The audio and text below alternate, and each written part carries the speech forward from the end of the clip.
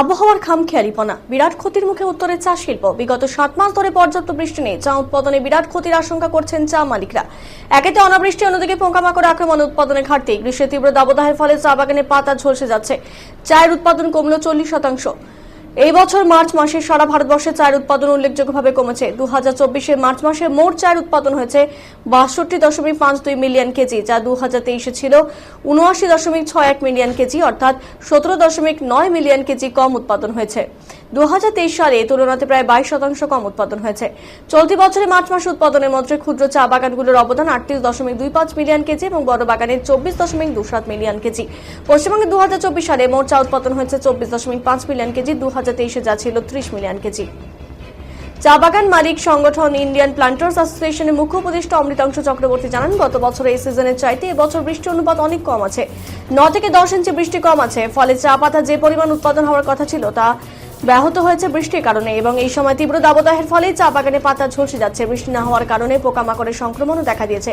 Spray করে পোকামাকড় তাড়ানো ব্যয় সাপেক্ষ ব্যাপার। কোনো জায়গায় সবুজ চা পাতা দেখা যাচ্ছে না। এই মুহূর্তে বৃষ্টির খুব দরকার।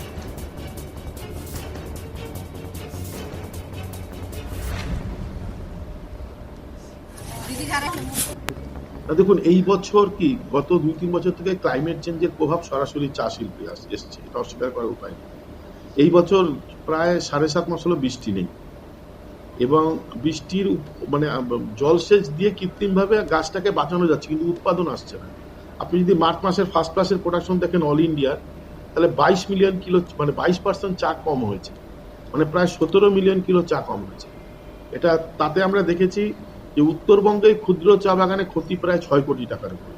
এটা মার্চ মাসের ফার্স্ট ক্লাস। এবার এপ্রিল গেল, মে সেকেন্ড ক্লাস শুরু হয়ে গেছে। এটা যদি বৃষ্টি না হয় এবং এত পোকামাকড়, বিভিন্ন ধরনের পোকামাকড় চলে এসছে, তো সবার পক্ষে তো কৃত্রিম উপায় জলসেচ দেওয়া সম্ভব না, ব্যয় সাপেক্ষ। তো গত সিজনের চাইতে এবছরে আমি যদি কম্পেয়ার করি, তাহলে বৃষ্টির অনুপাত প্রচুর কম। এই মুহূর্তে বলবো 9 থেকে 10 ইঞ্চি বৃষ্টি কম আছে, এবং দীর্ঘ এই ড্রট সিচুয়েশনের জন্য যেটা সেকেন্ড ফ্লাশ এক্সপেক্ট করা হয়েছিল সিজনের শুরুতে, সেটা প্রচণ্ডভাবে ব্যাহত হয়েছে। এবং এই ড্রট এবং প্রচণ্ড হটওয়েভ, এই কারণে গার্ডেনগুলোতে কোনো রকম পেস্ট মাইটের অভাব নেই, সব আছে, এবং তাদেরকে সরিয়ে দেয়া, যে স্প্রেইং করে সরানো, সেটাও একটা ব্যয়সাধ্য ব্যাপার দাঁড়িয়ে গেছে, খুব কস্টলি অ্যাফেয়ার।